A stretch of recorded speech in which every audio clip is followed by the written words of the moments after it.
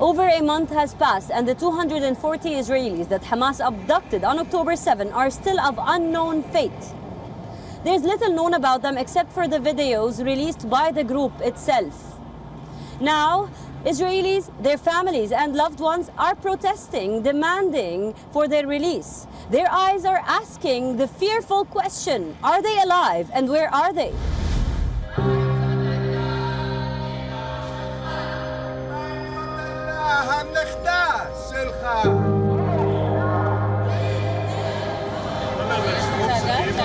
Walking from Tel Aviv to Jerusalem, these people are on a mission.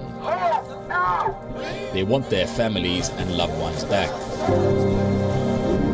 On October 7th, Hamas abducted over 240 people. Innocent people who had nothing to do with the Israeli government, who had nothing to do with Hamas, were snatched at gunpoint from their homes, their workplaces and from parties. More than 40 days have passed. Little is known about the fate of these hostages, who include nearly 30 children, elderly women and pregnant women. Tonight we are trying to tell the Israeli government that enough is enough. Already 40 days went by and I have 3 grandchildren and a daughter-in-law there in Gaza. One of my grandchildren is 4 years old. He doesn't know Hamas, he doesn't know time, he doesn't know nothing. He knows that he's deep in the black, without food, without any humanity for already 40 days.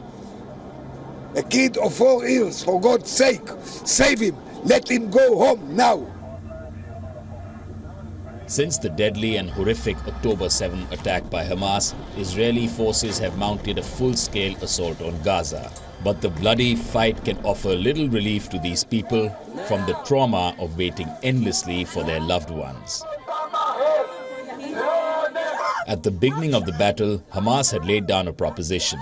It promised to release all hostages in exchange for every single Palestinian prisoner in Israeli jails. Israel rejected this proposal outright. In the past, Israel has agreed to these exchanges. It even freed up thousands of Palestinian detainees in exchange for a few Israeli soldiers. So what then is the difference this time? It is the scale and intensity of the Hamas attack. Unprecedented, unimaginable and horrific. Early into the war, Qatar negotiated a deal with Hamas to free 2 American Israeli hostages. A few days later, the militants released 2 elderly Israeli women. But since then, nothing substantial has happened, although reports talk of ongoing negotiations between Hamas, Qatar, regional and Western players. Hamas is reportedly ready to release 60 to 70 hostages in return for a 5-day ceasefire.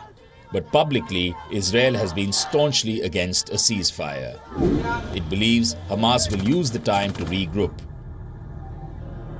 Israel says it is open to short pauses in the fighting to allow humanitarian aid. We reach an understanding and then the Israelis revoke it and retract from it. The last time was 2 days ago. And I'm here saying clearly to the families of the detainees and foreigners, we want your children to return to you. But the one who's obstructing that is Israeli Prime Minister Benjamin Netanyahu, his 3-headed war and aggression government.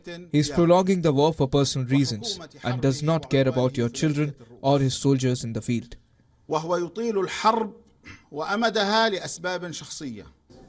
But speaking to an American broadcaster this week, Netanyahu surprisingly hinted at the possibility of a hostage deal. US President Joe Biden says he's engaged in daily discussions to secure the release of the hostages and believes it will happen.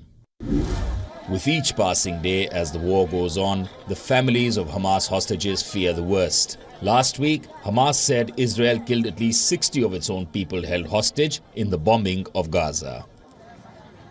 This is also why families of the hostages want a ceasefire.